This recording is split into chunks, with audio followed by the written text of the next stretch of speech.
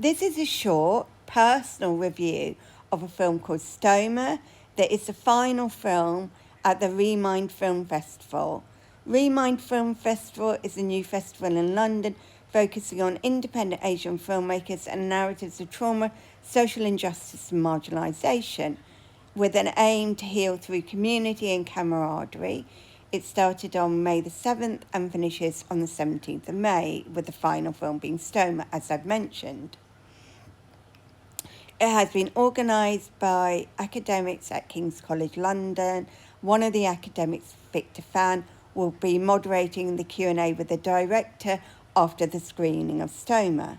Stoma is an autobiographical film which focuses in on a young photographer, Alex Lim, coming to terms with both the reshaping of his body through the placement of stoma and a terminal diagnosis. This is the final script by Julian Lee, who's a famous Hong Kong photographer, artist, academic and filmmaker. He died in 2014. His work has been compared to that of Robert Mapplethorpe in that it focuses on the male body as an object of desire through the queer male gaze. 40 million people around the world have a stoma, and yet there's very little discussion of it outside of medicalisation. I wrote a review of Stoma for Eastern Kicks, so you can read more about the film there. In what follows, I want to talk briefly about why I engaged personally with the film. At the age of 22, I had a stoma, an ileostomy, as a result of Crohn's disease and a fistula. I had it for 6 months. During 6 months I had it, I had suicidal ideation. I had to see a psychiatrist because at the time the narratives of ostomy were that it was better to be dead than have one.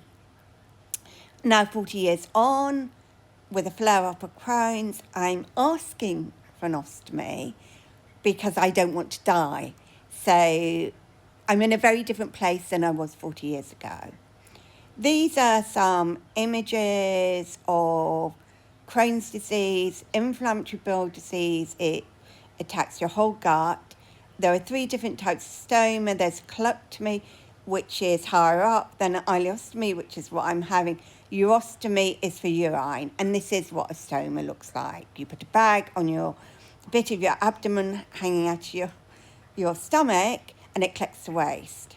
I want to talk briefly about other films that deal with it.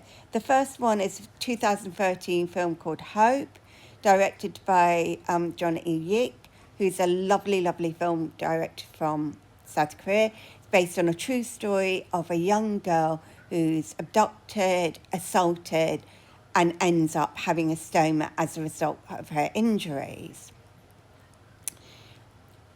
Hope, which is also called Wish, is a narrative of healing. So the film is about the young girl and her family healing together and her coming to terms with her new anatomy.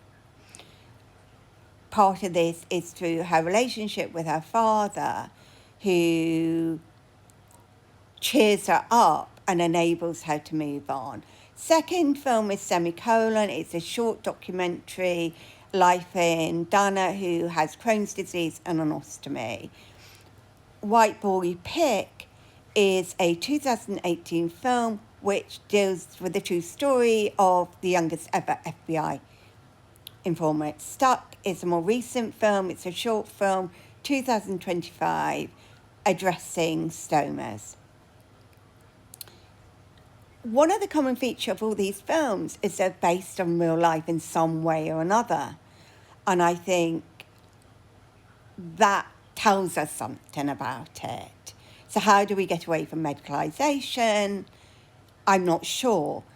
But what I can say is we need more films like Stoma, and we need films that don't just deal with straight people, cisgender, or, we need films that are intersectional, that examine it from a variety of perspectives. And the reason why Stoma is so important is because it deals with queer desire, it deals with queer sex, and it deals with the impact that an ostomy and the sewing up of the rectum has on one's sex life. And I think it's really important. I see this in Crohn's forums everywhere when we have a homosexual young man dealing with having a stoma and how they would deal with it with their prospective partners. So Stoma is a really, really important film, and I would encourage you to go and see it.